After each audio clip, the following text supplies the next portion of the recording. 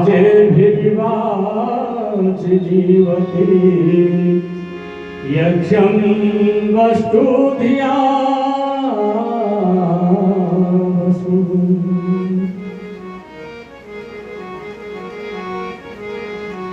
सत्ता तुम्हारी भगवन जग में समा रही है, तेरी दया सुगंधी हर कुल से आ रही है। इन्हीं मिट्टी निवालियों में अंगूरों का स्वाद कहाँ, इत्र की खुशबू कहाँ है घोड़ों के तबेलों में, माटी के ढेरों में मिस्र की मिठास कहाँ, शुद्ध घी का स्वाद कहाँ वनस्पति तेलों में, दुर्जन के संग कहाँ प्राप्त होता सद्जान, और बुद्धि का विकास कहाँ जुआ ताश खेलों में। सच्चा सुख मिलता है राघव संयम के पालन में, सुख नहीं पाया कभी विषयों के झमेलों में। पूज्य श्रद्धेय स्वामी जी महाराज मंच पर उपस्थित द्वय विद्वान आचार्य श्री राम गोपाल जी शास्त्री, पंडित श्री दीपक जी शास्त्री, पधारे हुए सभी प्रतिष्ठित महानुभावगण, माताओं और बहनों, अभी मेरे से पूर्व दोनों विद्वानों के बहुत अच्छे विचार हम और आप सुन रहे थे। भाई दीपक जी ने बहुत ही मन भावन भजनों की प्रस्तुति दी। आचार्य श्री राम गोपाल जी ने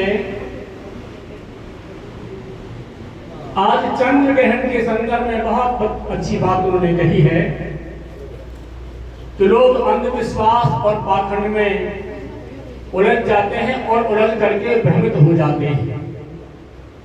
आइए भजनों के माध्यम से मैं भी आपके मध्य में कुछ विचार रख रहा हूं, आप बहुत धैर्यता के साथ में सुनेंगे।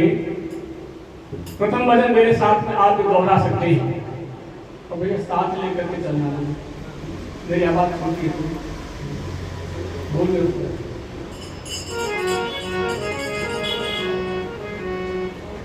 हम आए शरण तुम्हारी, प्रभु आए शरण तुम्हारी, हम आए शरण तुम्हारी, प्रभु आए शरण तुम्हारी।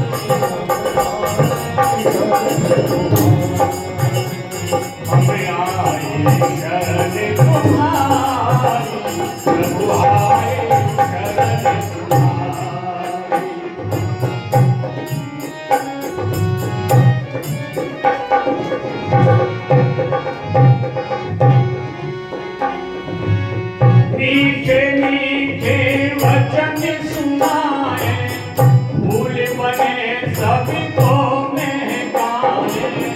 मीठे मीठे वचन सुनाए, फूल बने सबको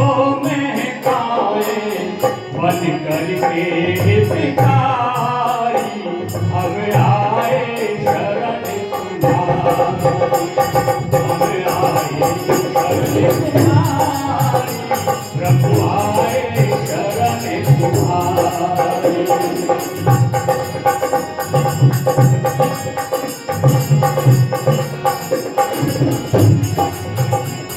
हम आए शरण तुम्हारी, प्रभु आए शरण तुम्हारी।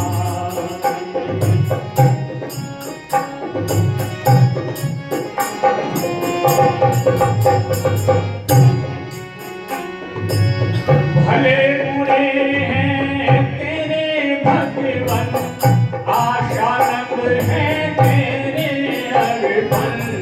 भले बुरे हैं तेरे भगवन, आशा रंग है तेरे अर्पण।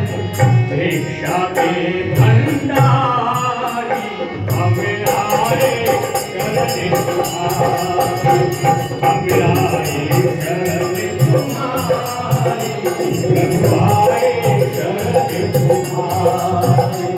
हम आए शरण तुम्हारी, प्रभु आए शरण तुम्हारी।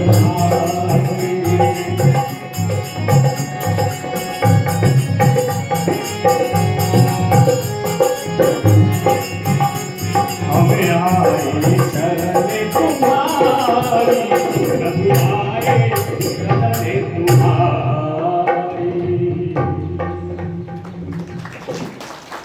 हम आए शरण तुम्हारी, प्रभु आए शरण तुम्हारी। जो परमेश्वर की स्तुति प्रार्थना उपासना करते हैं, भगवान की स्तुति जब हम करते हैं, उसकी शरण में जब जाते हैं, तो हमारे दुख और दारिद्र्य दूर हो जाते हैं। ऋषि जानकी महाराज ने सत्यार्थ प्रकाश में एक बहुत अच्छी बात लिखी है। वो ये लिखते हैं, जैसे शीत से आतुर व्यक्ति अग्नि के पास बैठता है, अग्नि का सामीप्य प्राप्त करके उसकी शीत निवृत्त हो जाती है, ऐसे ही परमात्मा के गुण कर्म स्वभाव को मिलाने से, परमात्मा के निकट बैठने से व्यक्ति के दोष और दुख सब दूर हो जाते हैं। और वो ये लिखते हैं कि कभी कभी व्यक्ति के जीवन में छोटे छोटे संकट भी आ जाते हैं और व्यक्ति निराश हो जाता है, उदास हो जाता है।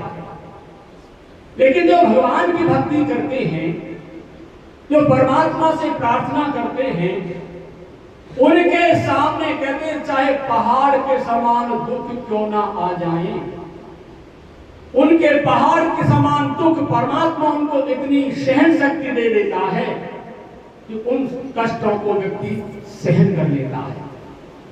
और जो व्यक्ति भगवान की भक्ति से दूर होता है, कहते हैं उनके राई के समान दुख फिर उनको पर्वत के समान दिखाई देती, छोटे दुख बड़े उनको दिखाई देते। इसलिए वेद में मंत्र आता है कि परमात्मा को हम अपना मित्र बनाएं। परमात्मा हमारा सखा है, हमारा मित्र है, इसमें कोई दो राय नहीं। और एक बात सबके पंडित नजर की बहुत अच्छा उदाहरण दिया करते हैं। वो कहते हैं एक बार एक व्यक्ति किसी अपने मिलने वाले से 100 रुपए उधार लेकर के गया। कई वर्ष हो गए, जिससे जो उधार लेकर के गया है उसने अपना कोई काम धंधा शुरू किया, वो आगे बढ़ता चला गया। और जिसने 100 रुपए दिए थे वो धीरे धीरे धीरे धीरे गरीब होता चला गया। जब कई वर्ष व्यतीत हो गए, उस व्यक्ति ने सोचा कि अब तेरे पास पैसे का अभाव है, जरूरत पड़ रही है पैसों की, क्यों ना उनसे मैं मांग करके ले आता हूं जिनको दिए। वह व्यक्ति गया और कहता भाई साहब कई वर्ष व्यतीत हो गए, आप मेरे से 100 रुपये उधार लेकर के आए थे, परंतु आपने अभी तक लौटा ही नहीं। मुझे आवश्यकता पड़ रही है 100 रुपये की, मुझे लौटाओ।